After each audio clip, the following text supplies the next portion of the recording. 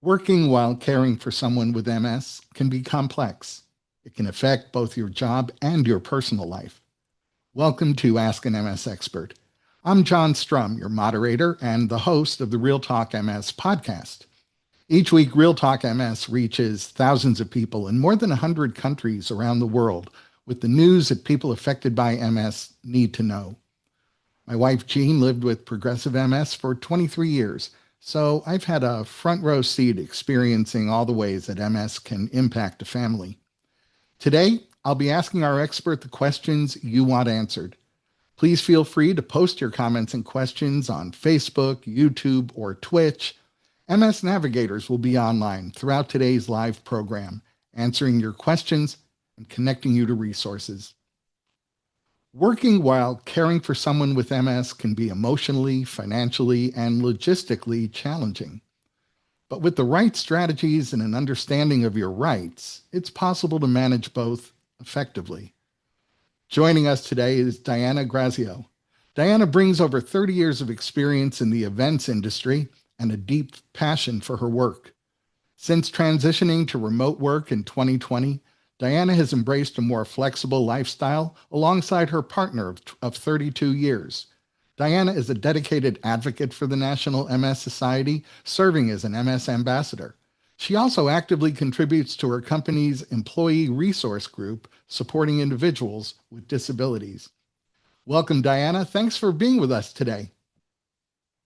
Thank you so much, John, for having me. I'm happy to participate and share.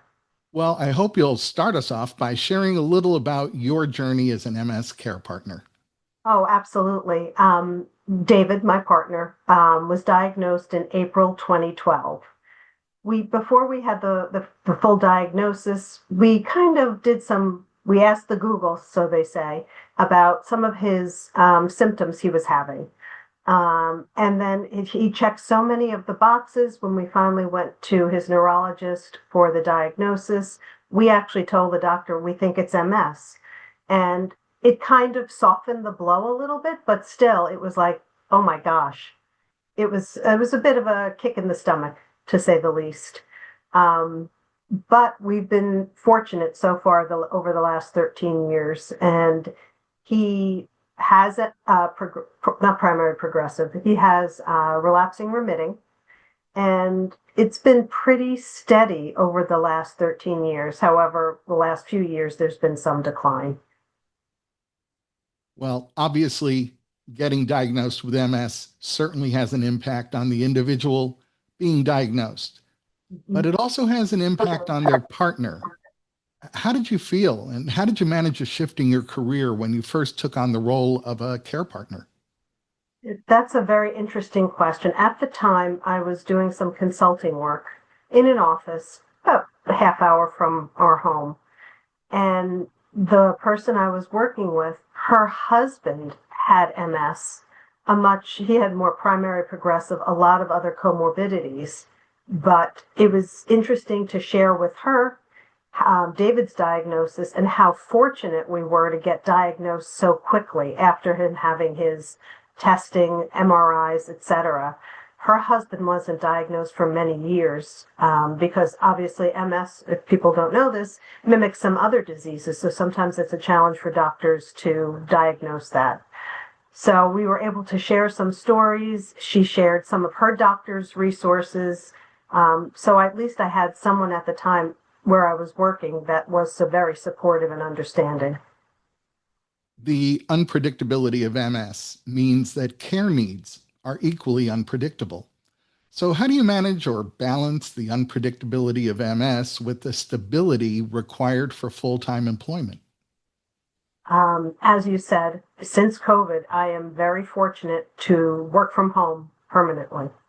And that has been a huge positive just for being around in case of something that potentially he loses his balance or falls, or we need an unanticipated doctor's appointment. I have that flexibility and a very understanding manager. So put those together, I am very lucky, and that he is still relatively mobile and doesn't require any wheelchairs or other devices for him getting around.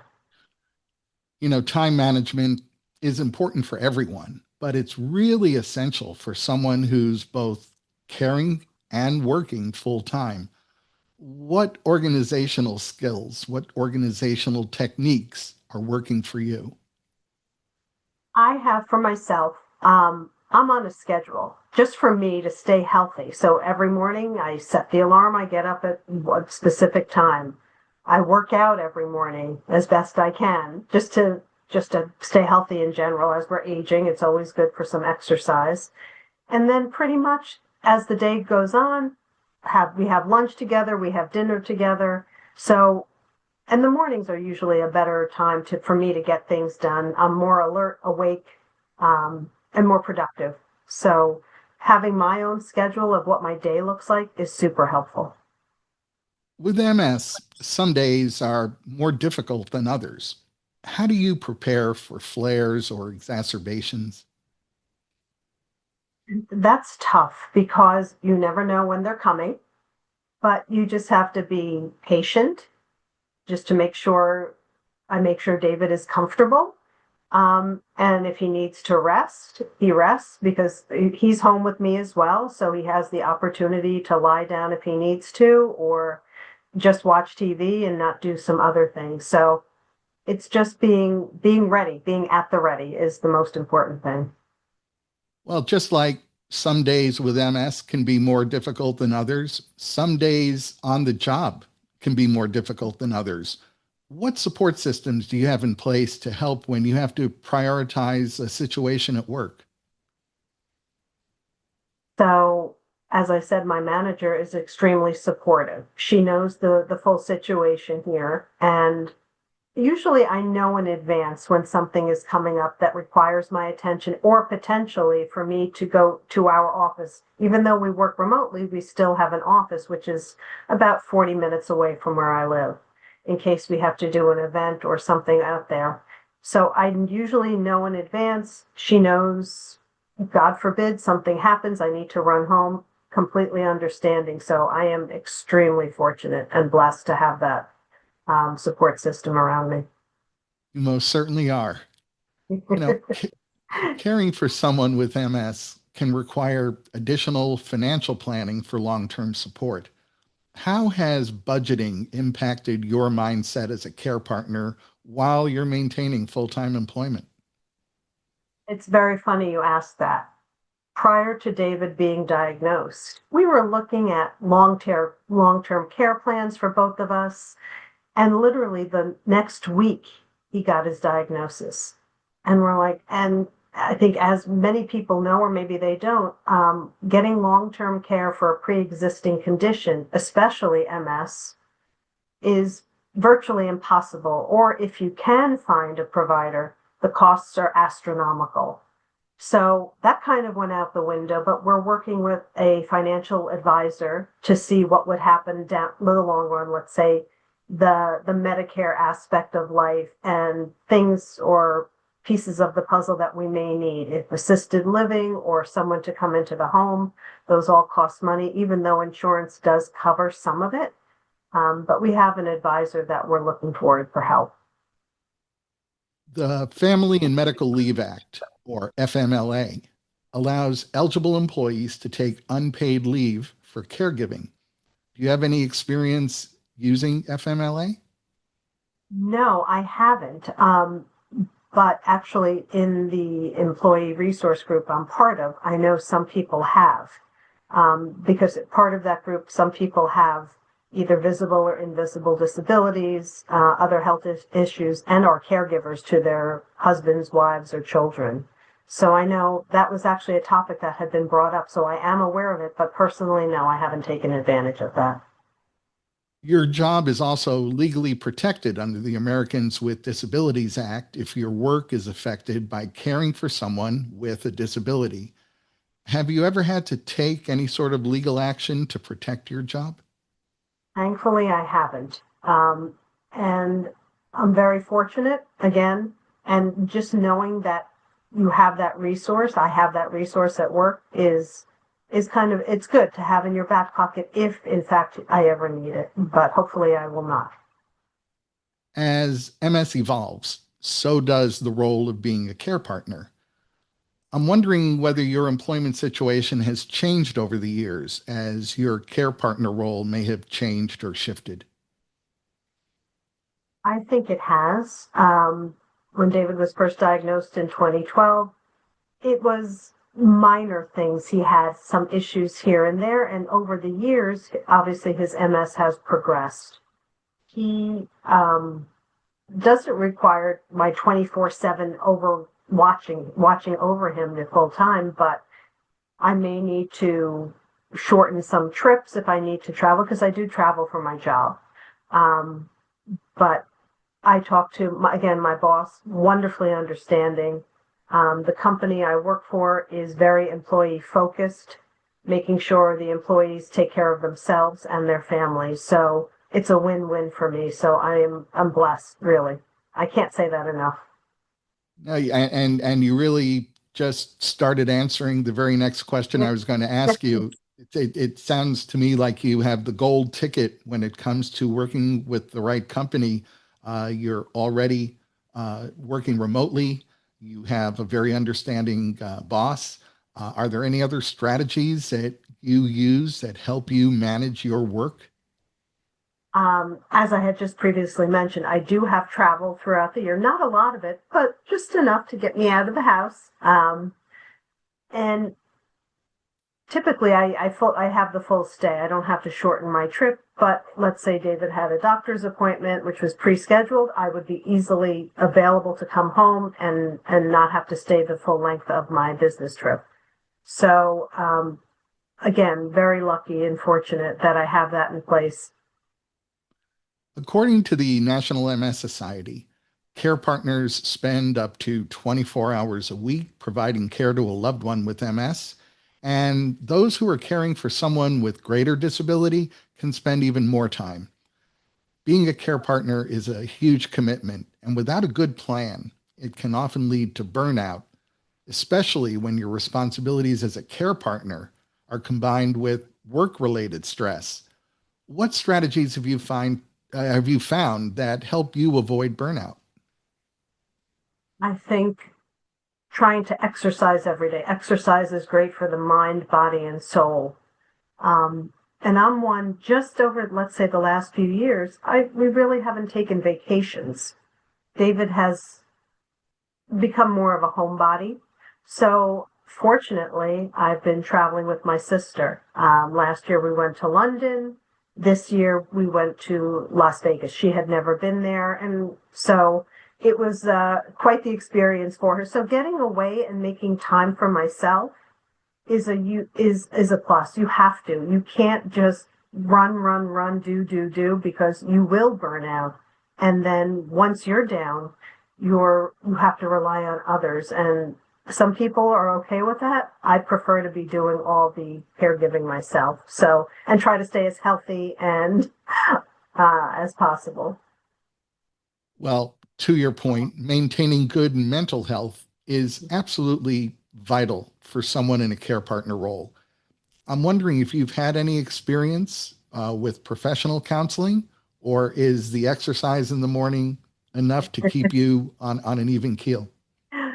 I wish I could say yes, it is, but over the past few years, I have been seeing a therapist just as an impartial person to speak to get opinions. And that is my time. It's that dedicated 50 minutes to speak with someone and who understands or who can share insights on how better that I can take care of myself and just overall my mental well-being. So I have done that, and I feel it's a wonderful thing to do. I couldn't agree more. As you just mentioned in talking about some of your travels with your sister, respite care provides temporary support for individuals with MS so their primary caregivers can take a break. This might be for a few hours each week, overnight care, or even extended stays with a trained professional are all available. And I'm wondering if you have utilized respite care. If you have, how do you think it impacted your life? So as of today, we have not. I have not utilized respite care, but knowing it's there and supporting us is huge. If in case if the time arises where I need to, I know it's available. So right now, I think we're good for the time being, but knowing that they're behind us is a great plus. Well, like any good care partner, I get the impression you do your homework before something becomes necessary. I'm wondering if you've discovered any respite care resources that you might be able to share.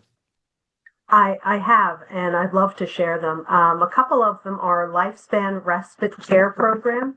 It's federally funded, and the program helps states organize and deliver quality respite services.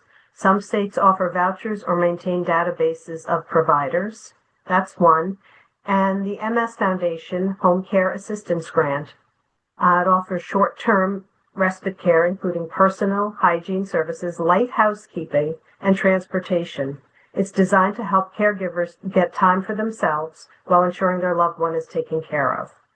And then there are also local agencies and nonprofits. Many communities have respite programs through senior centers, disability services, or faith-based organizations. So there is a wealth of resources out there that we can lean on. Well, you've shared some really valuable insights today, Diana. What would you say is the top takeaway that you'd like our viewers to remember and to use? Be proactive. Don't wait for something to happen. Have a plan. Even if you write down the top three things you have to do if, let's say, your loved one is hospitalized, you have a doctor's appointment, all the little pieces of the puzzle that you as the caregiver need to ensure is accomplished. So that is my number one way that I think I can share and hope impart some info to our listeners. Well, thank you for being with us today, Diana. Thank you so much, John. Today's program survey has now been posted in the chat for your feedback. Please take a minute and complete it to help us create programs and topics with you in mind.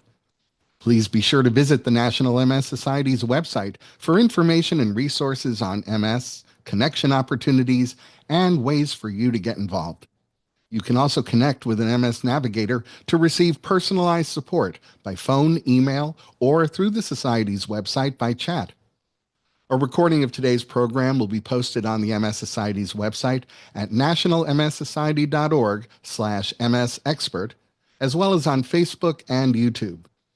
Finally, I'll invite you to join me each week on the Real Talk MS podcast, where we continue the conversation that we start here. You can find Real Talk MS on Apple Podcasts, Spotify, Amazon Music, or wherever you find your favorite podcasts. Thanks for joining us for Ask an MS Expert. We'll see you next week.